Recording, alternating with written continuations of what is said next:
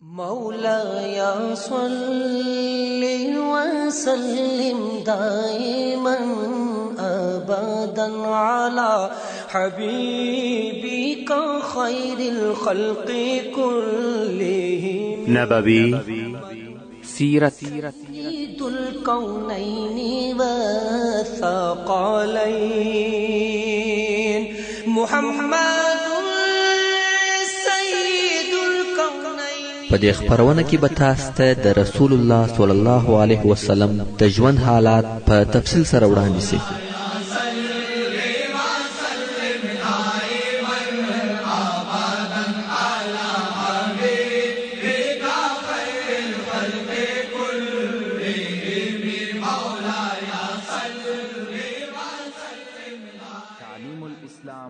أعوذ بالله من الشيطان الرجيم. بسم الله الرحمن الرحيم. إن الحمد لله نحمده ونستعينه ونستغفره ونعوذ بالله من شرور أنفسنا وسيئات أعمالنا. من يهده الله فلا مضل له ومن يضلل فلا هادي له.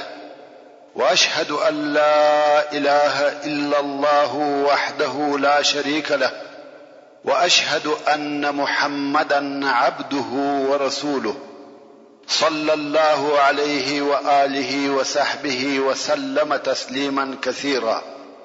أما بعد، محترم ورونو، موږ هغه حالات بیانول چې ابو سفیان د مسجد څخه راووتی ویل شاید دغه جوار یا امان د صحابه کرامو د یو مشر په واسطه ما بین تراولم او زما مقصد به حاصل سي، یعنی جنگ به نکیږي. نو ابو بکر صدیق رضی الله تعالی عنہ ته ورغلی او ورته ویل ته د رسول الله صلی الله علیه و آله وسلم تر ټولو نږدې ملګری یې، دغه عقد را نوی که او د صلح موده را زیاته که، او که رسول الله صلی الله علیه و آله وسلم په دې کار نه دی راضي نو بیا ته د خلقو په مابین کې جوار او امان راوله، دا به ستا دپاره ابدي فخر او عزت وي. ابو بکر صدیق رضی الله تعالی عنہ ورته وویل موږ پر هغه صلح باندې یو او موږ هیڅکله وچاته پر رسول الله صلی الله علیه و آله وسلم جوار نسو ورکولای، یعنی داسې څوک نشته چې رسول الله صلی الله علیه و آله وسلم دی موجود وي او هغه دی په یو موضوع یا یو کار کې تصرف وکړي. ابو سفیان پوسو چې د څخه ملاسته شي ناراضي، نو یې فکر ووهه چې پس له ابو بکر څخه څوک د رسول الله صلی الله علیه و آله وسلم په حضور قدر او عزت لري. دا نفر حضرت عمر رضی الله تعالی عنہ. نو و عمر رضی الله تعالی عنہ ته ورغلی او ویل یا عمر د خلق په مابین کې امان راوله، د ټول عمر شرف او عزت به وګټي. حضرت عمر فاروق رضی الله تعالی عنہ ورته وویل زه تاسو ته امان درکم، زه رسول الله صلی الله علیه و آله وسلم ته ستاسو شفاعت وکم، والله قبل څوک نکم پیدا بیل سرکی میژانو بیا به هم زه په هغو ستاسو سره جنگیږم. ابو سفیان ویل جزاک الله، دا د شر په صله رحمی. ابو سفیان راغلی وو چې په د سره د جنگ څخه پناه او امان وغواړي او رضی الله تعالی عنہ ورته ویل قبل څوک نکم پیدا په میژانو بلاستاسي په مقابل کې جنگیږم. دا د حضرت عمر رضی الله تعالی عنہ پر کفارو شدت وو. بانو ابو سفیان و حضرت علی رضی الله تعالی عنہ ته په داسې حال کې ورغلی چې هغه د حضرت فاطمه رضی الله تعالی عنها سره ناست وو او د دوی زوی حضرت حسن رضی الله تعالی عنہ چې کوچنی هلک وو او دالته لوبي کوله. ابو سفیان په خبرو شروع وکړه ویل یا علی تو موږ ته په قرابت او صله رحمی کې هغه تر ټولو نږدې نفر یې، نو رسول الله صلی الله علیه و آله وسلم ته خبري وکړه او راضی کړه او د خلقو په مابین کې جوار او امان راوله. حضرت علی رضی الله تعالی عنہ ورته وویل د رسول الله صلی الله علیه و آله وسلم په کارو کې هیڅوک خبري او مداخله نشي کولای. دغه د صلح کار یوازې د علیه الصلاة والسلام کار دی، څوک څه نشي ویلای. اوس نو ابو سفیان عاجزه او حیران پاتې شو، ځکه ټول نه دی راځي چې په دې کار کې مداخله یا د کومک وکړي. نو یو حضرت فاطمه رضی الله تعالی عنها ته وکتل، ویل یا فاطمه ته د محمد صلی الله علیه و آله وسلم لوریه، ته د خلقو په مابین کې جوار او امان راوله. هغه ویل زه ښځه یم، د دې کارو سره زما اړه او تعلق نشته. ابو سفیان ویل دغه زوی دې امر که چې غږ وکړي چې ما د خلقو په مابین کې امان راوستلی دی، بیا نور هم راضي کیږي. دا د مسلمانانو څخه د مشرکانو بیره وه، په یوه کوچني هلک یې ځان خلاصاوه. وایي اوبو اخیستی زګ ته لاس اچوي. خو فاطمه رضی الله تعالی عنها وویل زما زوی تر دغه کم دی چې د خلقو په مابین کې امان راولي، ځکه یو خو کوچنی دی او بل د رسول الله صلی الله علیه و آله وسلم په مقابل کې هیڅوک امان نشي ورکولای. ابو سفیان په فکر کې دی چې څه وکړي. بیا و حضرت عثمان ابن عفان رضی الله تعالی عنه ته ورغلی چې هغه هم د بني امیه څخه دی او ابو سفیان هم د بني امیه څخه دی. نو یو عثمان رضی الله تعالی عنه ته وویل یا عثمان ته زموږ څخه یې و موږ ته هغه تر ټولو نږدې نفر ته یې، د یو قوم څخه یو، د خلقو په مابین کې جوار او امان راوله. حضرت عثمان رضی الله تعالی عنه ورته وویل زما جوار د رسول الله صلی الله علیه و آله وسلم په جوار کې دی، یعنی که رسول الله صلی الله علیه و آله وسلم و چاته جوار ورکي ما هم ورکړی دی، او که هغه صلی الله علیه و آله وسلم دشمن وو زه هم دشمن یم. هیڅوک نه ورازي چې د ابو سفیان سره په دغه موضوع کې کومک وکړي. ټول دا موضوع ردوي چې د خلقو په مابین کې جوار راولي. اوس ابو سفیان په فکر کې دی چې د چا سره مشوره وکړي. خود وهم وار بیا و حضرت علی رضی الله تعالی عنه ته ورغلی، ویل یا علی مشوره راکړه زه څه وکم. حضرت علی رضی الله تعالی عنه وویل دا موضوع تر ما لوړه ده، زه په دغه موضوع کې هیڅ رائے او نظر نه لرم، مګر ته په خپل د مکې رئیس او د عربو د مشرانو څخه یې، ته په خپل ودرېږه او د خلقو په مابین کې جوار راوله. ابو سفیان ویل آیا زما وینا یعنی که زه د جوار غږ وکم کومه فایده لري؟ حضرت علی رضی الله تعالی عنه ویل یا ته حل غواړې دا یې حل، مګر فایده نه لري. ابو سفیان فکر وکړي چې څه وکړي. رښتیا هم بل حل نو موجود. نو مسجد نبوي ته ورغلی، هلته رسول الله صلی الله علیه و آله وسلم د اصحاب کرامو په مابین کې ناس دی. ابو سفیان ودرېدی او په لوړ आवाज یې غږ کړ زه ابو سفیان د مکې رئیس یم، ما د خلقو په مابین کې جوار او امان راوستلی دی. د رسول الله صلی الله علیه و آله وسلم و طرف ته ګوري او وایي زه ګمان نه کوم چې څوک دې دغه زما جوار را رد کړي. رسول الله صلی الله علیه و آله وسلم دغه د خبره واورېده او یو عجیب جواب یې ورکړ. وی فرمایل دا خبره ته کوي یا ابا سفیان، یعنی چې څوک زما جوار نه را ماتوي دا ستا وینا ده، موږ داسې نه وایو. نو رسول الله صلی الله علیه و آله وسلم د ابو سفیان د خبرې په مقابل کې ساکت او پټه خوله نسو، بلکې دغه د خبره یې وررد کړ. کچیر رسول الله صلی الله علیه و آله وسلم جواب نه وای ورکړي او ساکت پاتې سوی وای، نو دغه سکوت د ابو سفیان پر خبره اقرار وو چې هو ستا جوار څوک نه در ماتوي. دا د رسول الله صلی الله علیه و آله وسلم حکمت او پوهی و. داسې هم نه ورته وویل چې یا موږ ستا جوار نه منو در ماتوي، داسې هم ونه ویل چې یا موږ جنگ در سره کوو. فقط دوی جملې د هغه په جواب کې و فرمایلې دا ته وایې موږ نه وایو. ابو سفیان عاجزه او حیران پاتې شو. خیر ابو سفیان بیرته مکې مکرمه ته ولاړی او هلته د قریشو د مشرانو سره یو ځای شو. خپل فعالیت او د سفر حالات یې ورته وویل او هغه خپل ټول کوششونه یې ورته بیان کړ او بیا یې په آخر کې ورته وویل چې نور څه خو ونسوه نو زه د علي ابن ابي طالب په مشوره ودرېدم او د خلقو په مابین کې می جوار او امان راوستي.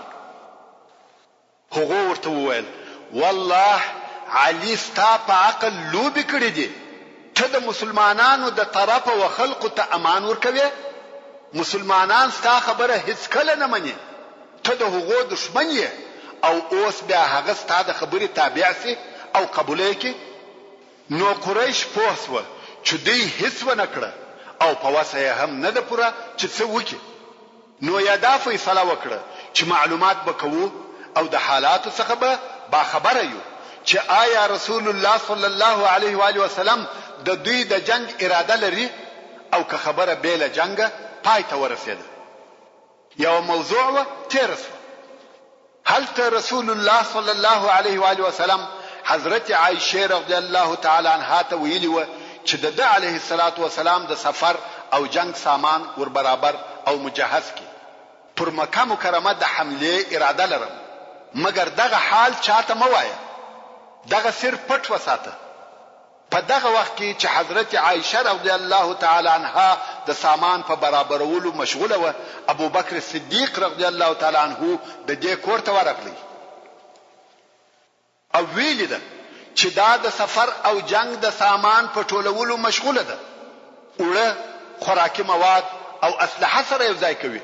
نو ابو بکر صدیق رضی الله تعالی عنه ورته وویل یا عائشه، ایا رسول الله صلی الله علیه و آله وسلم امر کړی چې د سفر سامان ور برابروي؟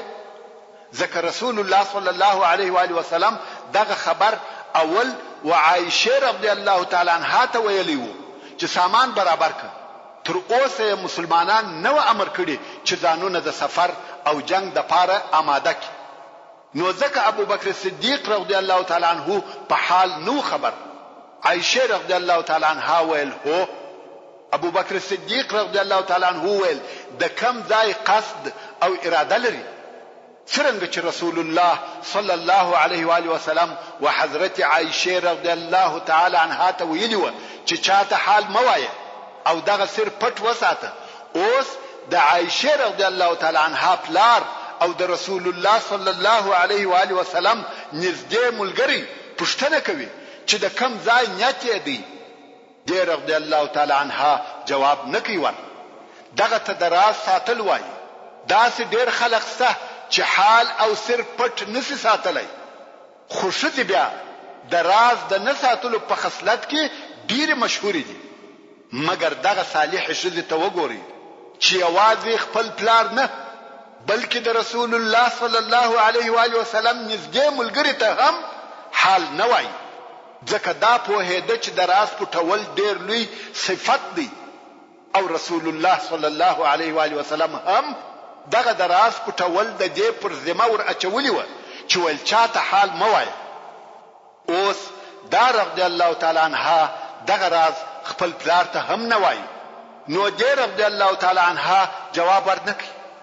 ابو بکر صدیق رضی الله تعالی عنه د ځان سره وویل شاید د مؤتا نیت وي، ځکه هغه مسأله پای ته نه رسیدلې. لور یې جواب نور کوي. بیا یې وویل شاید حوازن یې مقصد وي، بیا هم دا جواب نور کوي. ابو بکر صدیق رضی الله تعالی عنه بیا د ځان سره وویل ممکن د قریشو اراده یې وي، خو حضرت عائشه رضی الله تعالی عنها جواب نور کوي. پټه خوله او ساکته ده، څه نه وایي.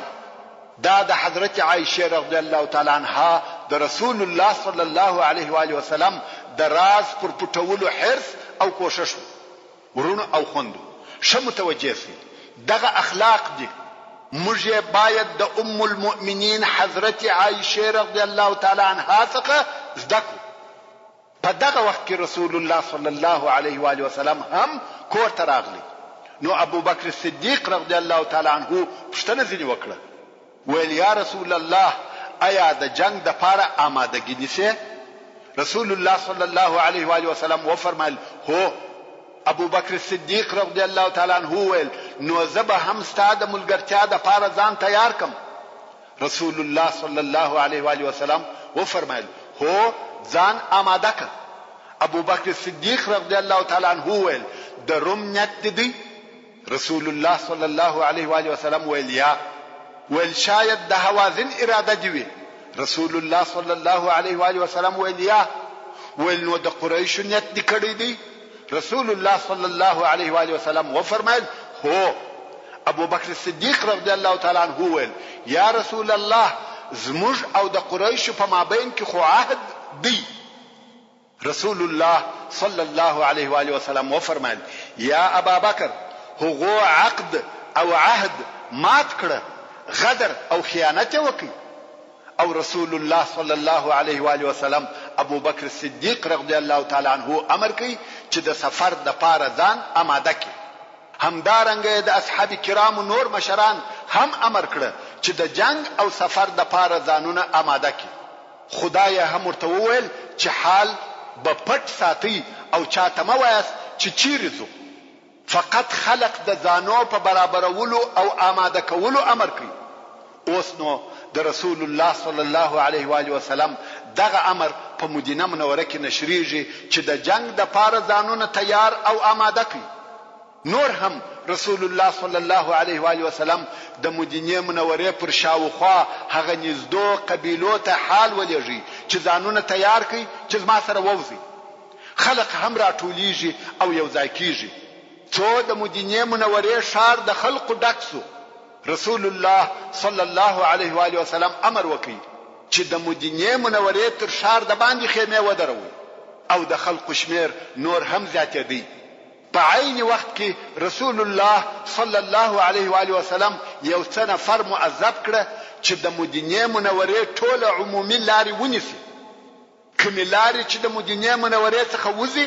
یا ورته راځي پر هغو ټول لارو یې معذب نفر کښېنول ویل کم څوک چې مدینه منوره ته راځي اجازه ورکوي چې راسي مګر هغه خلق چې د مدینه منوره څخه وځي مې پرېږدي چې ووځي اوس نو پر مدینه منوره داسې حال دی لکه محاصره چې سوه او دا محاصره د دې لپاره و چې قریشو ته د مسلمانانو د تیارېدو خبر و نه رسیږي نو ټول لارې بندې سوې او دلته صحابه کرام به خبره او په حیرت کې دي چې رسول الله صلی الله علیه و آله وسلم د کم ځای نیت او اراده لري هیڅ معلومات ورته نشته نو صحابه کرامو سعد ابن مالک رضی الله تعالی عنہ چې د انصارو څخه وو او شاعر هم وو دا هغه سعد ابن مالک دی چې قسمو د مخه درته کړی ده چې تر هجرت د مخه په مکه مکرمه کې ورسول الله صلی الله علیه و آله وسلم ته ورغلی او هغه علیه الصلاة والسلام ورته وویل الشاعر او رسول الله صلی الله علیه و آله وسلم د په اسلام ډیر خوشاله شو نو صحابه کرامو دغه سعد ورسول الله صلی الله علیه و آله وسلم ته ورولېږي چې کم معلومات ځنی وکړه نو سعد ورسول الله صلی الله علیه و آله وسلم ته ورغلی او شعر وای او په دغه شعر کې داسې بیتونه و چې په هغو کې د رسول الله صلی الله علیه و آله وسلم څخه پوښتنه کول چې د کم ځای نیت او اراده دي او د دې سفر څخه مقصد څه دی خو رسول الله صلی الله علیه و آله وسلم د په جواب کې فقط تبسم وکړي او نور حال یې نور ته ووایي نو خلق په هغه به خبري کې پاتې شو د مدینه منوره د شار او اطراف څخه 1500 نفر ورسول الله صلی الله علیه و آله وسلم ته راټول شو چې تر دغه وخت پورې په مسلمانانو کې دغه هغه تر ټولو لوی اجتماع او ټولنه و د اول وار د پاره 1500 مسلمانان د غزا د پاره سره یو ځای کیږي په دغه وخت کې بیا هغه د غطفان رئیس عیینه ابن حسن ته د اسلام حال لوړ او قوي ښکارا سو نو د ځان سره فکر وکړي ویل که نور هم خپل اسلام او مسلمانیت وزندوم غنیمتونه می د لاسه وځي نور راهیسو چې مدینه منوره ته ولاړ سي او مسلمان سي الهي تقدیر دی دغه د مسلمانانو د تیارېدو او آماده کېدو په وخت کې مدینه منوره ته راورسېدی اوس نو عیینه ابن حسن د غطفان رئیس او سردار راغلی چې مسلمان سي او رسول الله صلی الله علیه و آله وسلم ته دا زیری هم ورسره راوړی دی چې د غطفان قبیله هم ټوله د ده سره مسلمانان سوه. رسول الله صلی الله علیه و آله وسلم د دوی په اسلام خوشاله سو. په عین وخت کې د بنو تمیم د قبیلې یوه ډله هم مدینې منورې ته راغله چې مشر یې اقرع ابن حابس و، چې دی هم د عربو د مشرانو او سردارانو څخه یو مشر او سردار و. دا ډله هم راغله چې رسول الله صلی الله علیه و آله وسلم ته د بنو تمیم د اسلام او مسلمانېدو خبر ووایي او دا زیری پر وکي چې بنو تمیم هم ټول په اسلام مشرف سوه. رسول الله صلی الله علیه و آله وسلم په دوی هم ډیر خوشاله سو. مګر دغه راغلي نفر ټول سرداران او مشران دي. اوس کوم لشکر نه دی ورسره چې په موجوده وخت کې د مسلمانانو ملګری سي، فقط د قبایلو مشران دي. دلته یوه بله واقعه پیښه سوه، هغه دا چې حاطب ابن بلتعه رضی الله تعالی عنه چې د رسول الله صلی الله علیه و آله وسلم د اصحابو او د اهل بدر څخه هم و، یوه ښځه د یو څه مال په مقابل کې مزدوره یا اجره کړه او د دې په لاس یو لیک ورکړي چې دغه لیک به قریشو ته رسوي، چې د هغه لیک په واسطه یې قریشو ته خبر ورکاوه چې رسول الله صلی الله علیه و آله وسلم غواړي چې پر تاسې حمله وکړي، چې دې کار ته په اوسنۍ اصطلاح عسکري خیانت ویل کیږي. او ښځې ته دا هم وویل چې پر عمومي لار نه بلکې پر کچه لار به ولاړه سي چې څوک نسي در خبر. ښځې دغه لیک په خپلو کوڅیو یا د سر په وریښتانو کې کښېښاوه او د مکې مکرمې پر طرف رهي سوه. ښځې وکولای سوای چې پر کچه لار د مدینې منورې څخه ووځي او تر هغه پیردارانو چې پر عمومي لارو ناست وه تېره سي او د مکې مکرمې پر طرف په بېغمه زړه سره رهي سوه. مګر رسول الله صلی الله علیه و آله وسلم ته د آسمانه څخه خبر راغلی چې حاتب رضی الله تعالی عنه دغسې کړي دي.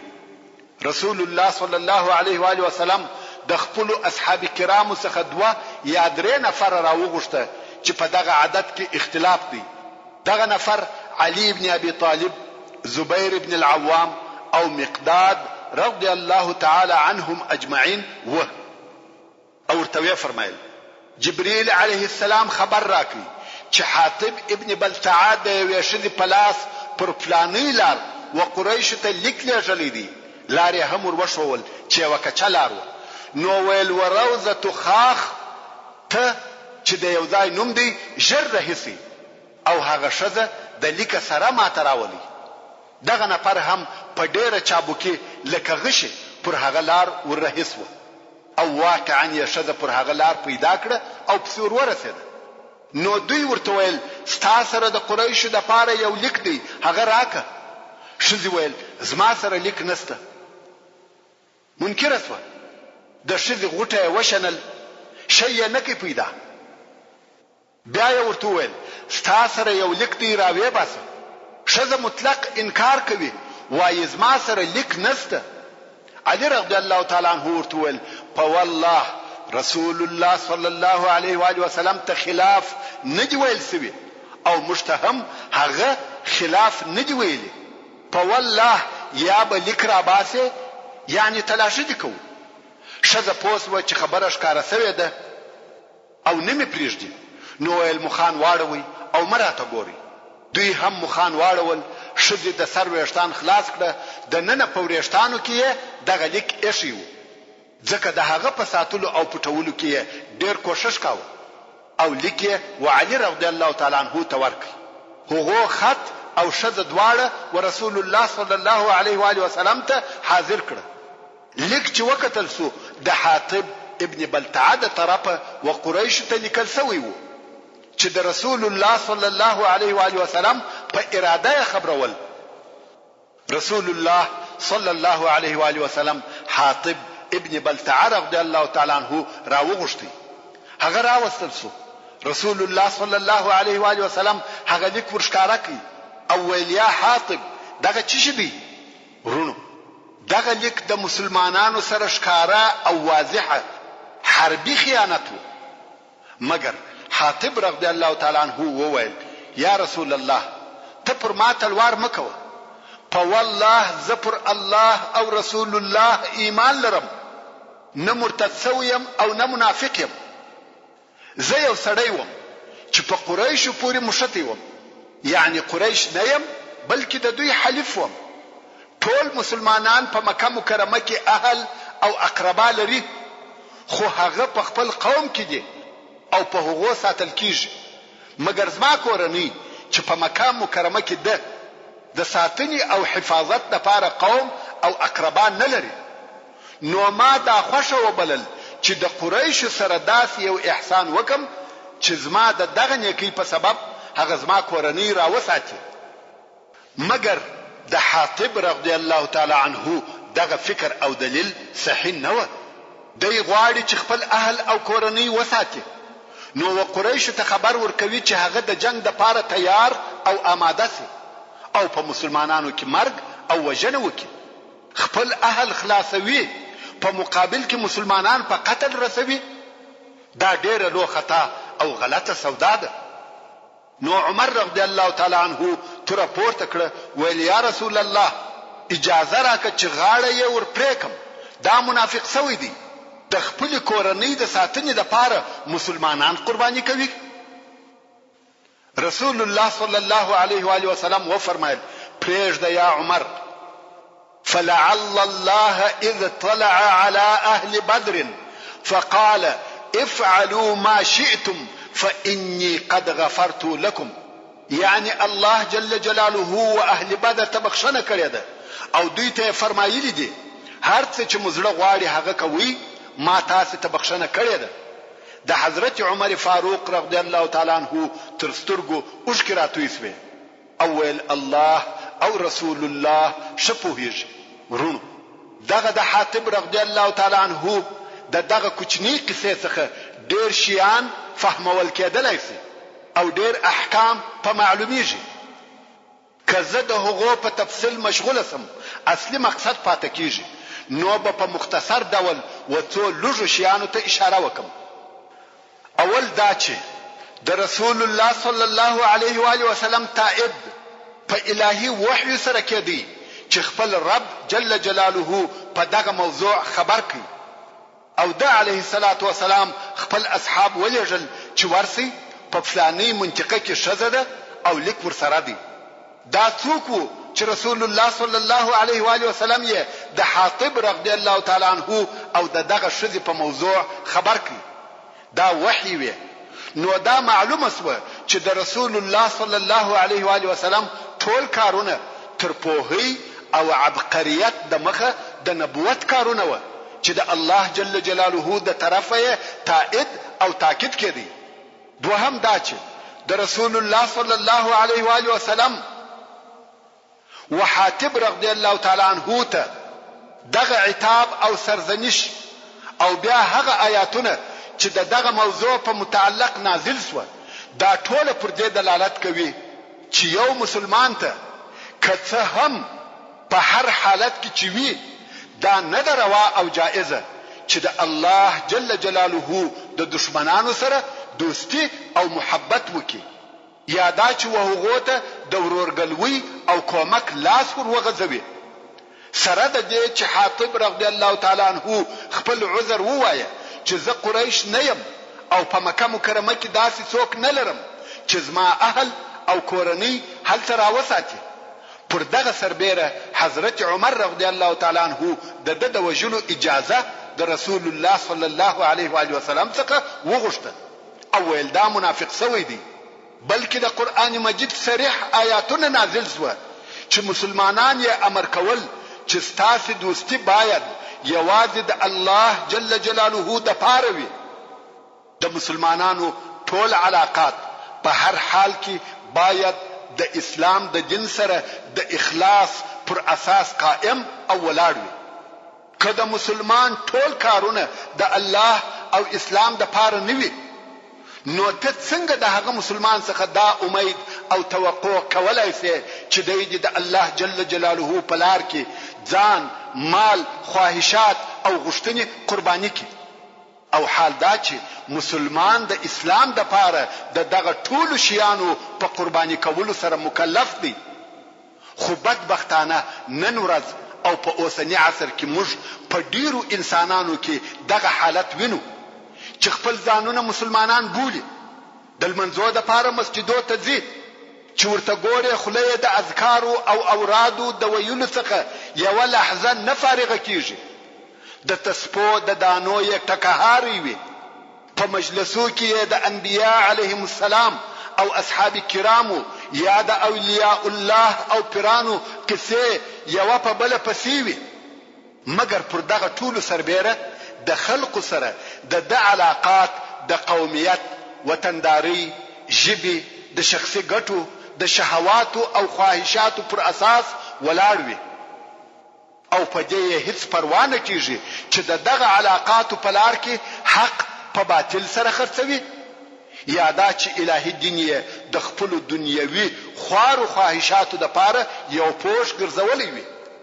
دغه کسان هغه منافقان دي چې د دوی په سبب مسلمانان په قسم قسم تفرقو او ضعف اخطا او مبتلا شوي دي، او دغه هغه کسان دي چې په هر وخت او هر زمان کې د دوی په مرسته او کومک د اسلام دشمنان د اسلام او مسلمانانو پر ضد راپورته کیږي او د مسلمانانو د تباهی او بربادی سبب ګرځي. دریم، دا د اهل بدر درجه ده چې دغه صحابي د هغه وجلو څخه خلاص کړي چې د منافق په نامه سره به وژل کېدلی.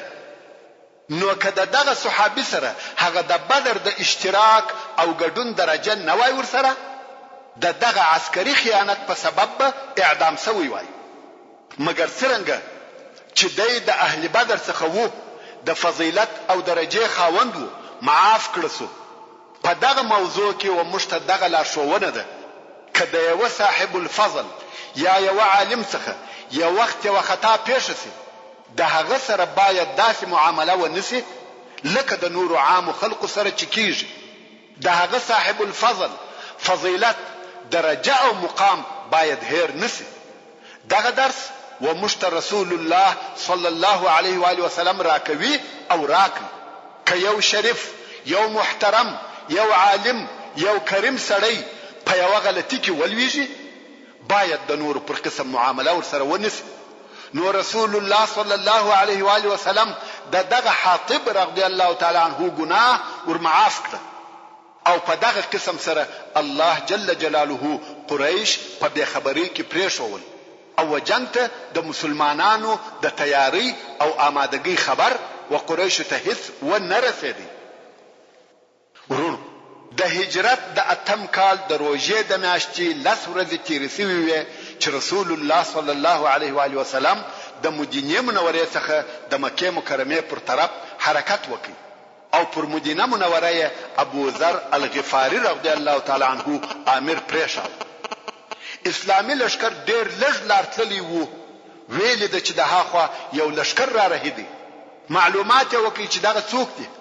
هغه د بنو سلیم قبیله وه چې مسلمانان سوي دي او د مدینې منورې پر طرف وررهیدي، چې ټوله 1000 نفره او پر آسانو سپاره وه.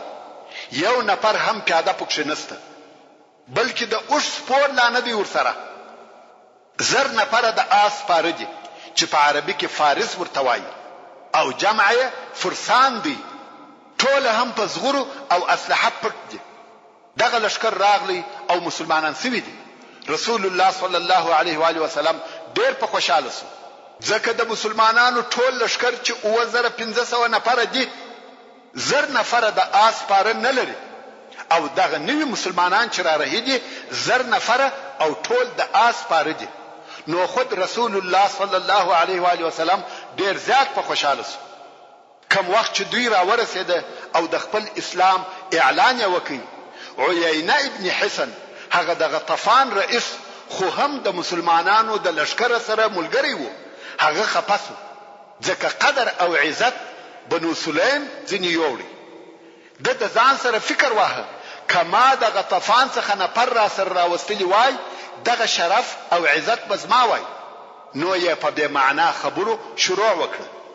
وای دا هم فرسان دي، دا خلق په جنگ نه پوهیږي. د بني سلیم مشر او رئیس پر راغ کړه، ویل که دې خوښه وي سره معلومه بکو. تر دشمن د مخه به اول ستا سره جنگ وکړو. سبحان الله. دا هم مسلمانان، هغه نور هم مسلمانان راغلي دي چې اسلام اعلان کړي او اوس په خپل مابین کې تضاد او لوی سره کوي. څرنګه چې اصلا دوی جدید الاسلام و، هغه واقعي اسلام تر اوسه د دوی په زړه کې ځای نه ونیولی. زړونه یې تر اوسه هغه د جاهلیت په مریضي اخته و. نو د دوی په مابین کې بد ویل سره شروع شو.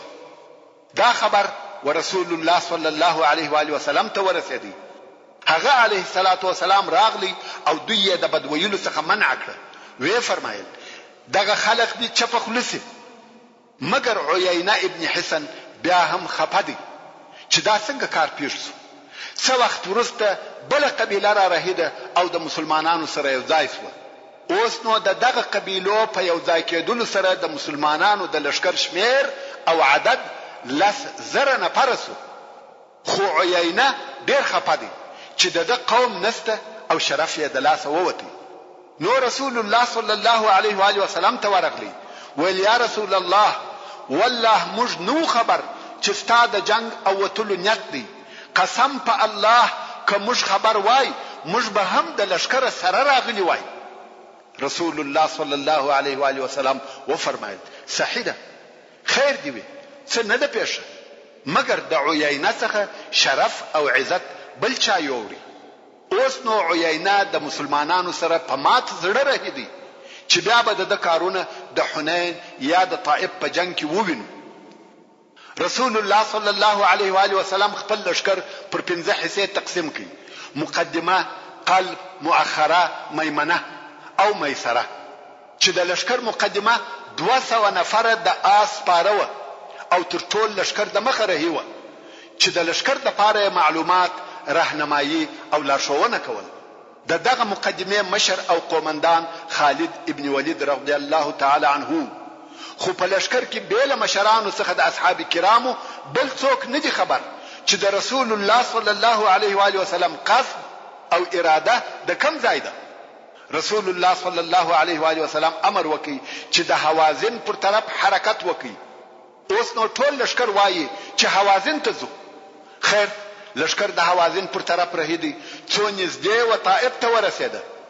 مسلمانانو به د معلومات او استخباراتو د پاره و مخته نفر لېږل چې هغو نفرو دا حال هم معلوم کړي چې حوازن واقعا هم ځانونه آماده کوي چې پر مسلمانانو حمله وکړي.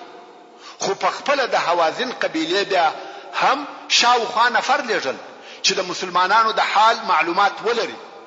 نو د مسلمانانو د لشکر د مقدمه نفرو چې قومندان یې خالد ابن ولید رضی الله تعالی عنه د لری یو نفر ولیدي چې رهیدي. خالد رضی الله تعالی عنه نفر پسې ولېږل چې ورسي دغه نفر راولي. نفر پسې رهیسو، هغه سړی ونیوي او رای وستي. خالد رضی الله تعالی عنه په خپل تحقیقات او معلومات ځنې کوي. ویل سړی د کم ځای؟ هغه ویل د بني غفار یم. حال دا چې سړی د حوازن دی. درواغ یې وویل. ویل د بني غفار یم. خالد رضی الله تعالی عنه ته بیا د بني غفار ټول شاخونه ور معلوم و. نو ویل په بني غفار کې د کومه شاخه یا پښې څخه یې؟ سړی نور نه پوهېدی چې جواب ورکړي. خالد رضی الله تعالی عنه ورته ویل د بني غفار په کم ځای کې اوسېږي؟ سړی بیا هم نه پوهېږي چې څه ووایي. خالد رضی الله تعالی عنه توره پر پورته کړه، ویل درواغ خو دې معلوم شو، یا رښتیا ووایه یا دې وژنم. د کم ځای؟ سړی ویل د حوازن یم. خالد رضی الله تعالی عنه چې د سړي پر سر یې توره نیولې وه، ویل د چیش لپاره دلته راغلی وې؟ سړي ویل زه د حوازن جاسوس یم و هغو ته مې خبرونه وروړل. نو یې نفر ورسول الله صلی الله علیه و آله وسلم ته وروست، ویل یا رسول الله د حوازن جاسوس مو نیولی دی. اوس نو رسول الله صلی الله علیه و آله وسلم نور تحقیقات په خپل ځدی کوي. ویل حوازن څه کول؟ سړي ویل ستا د جنگ د پاره ځانونه تیارول او آماده کول. رسول الله صلی الله علیه و آله وسلم و فرمایي چا دغه کار د پاره تشویق کړ او د دې کار مشر څوک دی؟ سړي ویل مالک ابن عوف. ورونو دغه مالک ابن عوف د حنین په غزا کې مهم شخص او سړی دی په یاد یې ولرئ. رسول الله صلی الله علیه و آله وسلم د دغه جنگ د پاره د دوی د آمادګۍ او ترتیباتو مفصل معلومات ځنې کوي. نو یو فرمایل چې سعد او هلال څه کول چې دغه دوه نفره هم د حوازن د مشرانو څخه و. جاسوس ویل هغه د مالک ابن عوف غوښتنه نکړه قبوله. بیا نو رسول الله صلی الله علیه و آله وسلم امر وکړي چې دغه جاسوس بندي کړي. دلته چې مسلمانان په دغه حال خبر سو چې د حوازن جاسوس یې نیولې دي او رسول الله صلی الله علیه و آله وسلم تحقیقات یې وکړه او بیا یې بندي کړي، نو د مسلمانانو ښه یقین سو چې زموږ جنگ د حوازن سره دی. ولی که د حوازن سره جنگ نه وای دغه جاسوس به اله کړی وای، دغه جاسوس ته امان هم ورکړي او بندي کړي، نو یقینا زموږ جنگ د حوازن سره دی. مگر رسول الله صلی الله علیه و آله وسلم هم د دې د پاره چې دغه مسأله شتره نه معلومه سي چې جنگ د چا سره دی دغه جاسوس په بندي کولو امر وکړي. اوس چې د مسلمانانو لشکر شد حوازن و طرف ته ورنږدې سو، رسول الله صلی الله علیه و آله وسلم امر وکړي چې مخ پر مکه مکرمه را وګرځوي. اوس خلق په حیرت کې سو چې د رسول الله صلی الله علیه و آله وسلم نظر ولی تغییر وکړي. خلق نه پوهیږي چې مقصد څه او کم ځای دی. دا د رسول الله صلی الله علیه و آله وسلم هغه کوشش وو چې حال پټ پاتې شي. د مخه خو رسول الله صلی الله علیه و آله وسلم لشکر پر 5 حصو ویشلی وو. اوس چې مخ پر مکه مکرمه رهیسوه دلته یې بیا هر حصه و قبیلو ته وویشل. د لشکر په هر حصه کې هغه خپل یو قبیله سره یو ځای کړ. د دې تقسیم څخه بیا مقصد دا وو چې د هرې قبیله خلق یو د بل سره پیژني، نو یو د بل د شرمه نه تښتي. ځکه هر قبیله چې سره یو ځای وي د بدنامۍ د بیرې نه تښتي، ولی که وتښتي و هغې قبیلې ته بدنامي پیښیږي.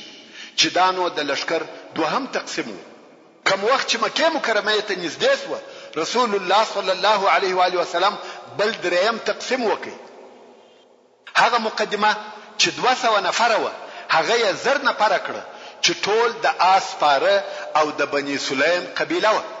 هغه چې د مدینې منورې پر لار 1000 نفره د آسانو سپاره د رسول الله صلی الله علیه و آله وسلم سره یو ځای سوه. دغه قبیله د لشکر مقدمه وګرځول او قومندان یې خالد ابن ولید رضی الله تعالی عنه وو او د هغه نورو حصو قومندانان زبیر ابن العوام، ابو عبیده، عامر ابن الجراح، سعد ابن عباده رضی الله تعالی عنهم اجمعین و. چې د سعد ابن عباده رضی الله تعالی عنه ډله مهاجرین او انصار و. اوس نو د مسلمانانو لشکر و مکه مکرمه ته نږدې سو، خو د مکه مکرمه اوسیدونکي او قریش په هیڅ نه دي خبر. حال دا چې د مسلمانانو د لشکر او د مکه مکرمه په مابین کې ډېر لږ لار پاتې ده. په دغه وخت کې د مکه مکرمه څخه یو سړی د خپل کورنۍ سره د هجرت په نیت راووتی، غواړي چې مدینه منورې ته مهاجر ولاړ شي او په هیڅ حال نه دی خبر چې د مسلمانانو نو لشکر دلته نږدې راغلی دی. چې دغه مهاجر عباس ابن عبد المطلب رضی الله تعالی عنه د رسول الله صلی الله علیه و آله وسلم اکاو مسلمان سوی دی او په ځل کې اسلام ځای نیولې دی. اوس غواړي چې هجرت وکړي. یو څه لار چې ولاړی کګوري د مسلمانانو لشکر په مخ ورغلی، لشکر ته ور داخل سو او رسول الله صلی الله علیه و آله وسلم ته ورغلی. په شهادتینو یې اقرار وکړي. رسول الله صلی الله علیه و آله وسلم ډیر زیات په خوشاله سو او عباس رضی الله تعالی عنه هغه آخري مهاجر دی. پس له عباس رضی الله تعالی عنه څخه بیا بل چا د مکه مکرمه څخه هجرت نه دی کړی، ځکه د تر هجرت ورسته مکه مکرمه فتح شوه او د مکه مکرمه تر فتح ورسته بیا د مکه مکرمه څخه هجرت نسته. رسول الله صلی الله علیه و آله وسلم فرمایي لا هجرت بعد الفتح، یعنی د مکه مکرمه تر فتح ورسته نو بیا د مکه مکرمه څخه هجرت نسته. البته د نور کفر ملکو څخه د هغه خپلو شرایطو سره برابر هجرت سته او اجر هم لري. نو عباس رضی الله تعالی عنه هغه آخري نفر دی چې هجرت یې وکړي او د الله جل جلاله اراده و چې دی رضی الله تعالی عنه هم د هجرت په صفت مکرم او مشرف کی. او بیا چې رسول الله صلی الله علیه و آله وسلم یو څه نور هم مکه مکرمه ته ورنږدې سو، د رسول الله صلی الله علیه و آله وسلم د اکازوی ابو سفیان ابن الحارث او د عمزوی عبد الله ابن ابي اميه ولشکر ته ورغله، خو رسول الله صلی الله علیه و آله وسلم د دوی څخه مخ واړاوه ځکه دغه دوه نفرو ورسول الله صلی الله علیه و آله وسلم ته ډیر آزار ورکړی وو او په اشعارو کې د علیه الصلاة والسلام ډیر زم ویلی وو چې دغه بیا په خپل ډیره اوږده قصه ده. رسول الله صلی الله علیه و آله وسلم نور هم د لشکره سره مخ پر مکه مکرمه ورهیدي او دا خو درته معلومه ده چې میاشت د روژې ده. نو د رسول الله صلی الله علیه و آله وسلم او د لشکر روژه هم ده څو وکدید ته ورسېده. کدید یو اوبه چې د عصفان او قدید په مابین کې وي.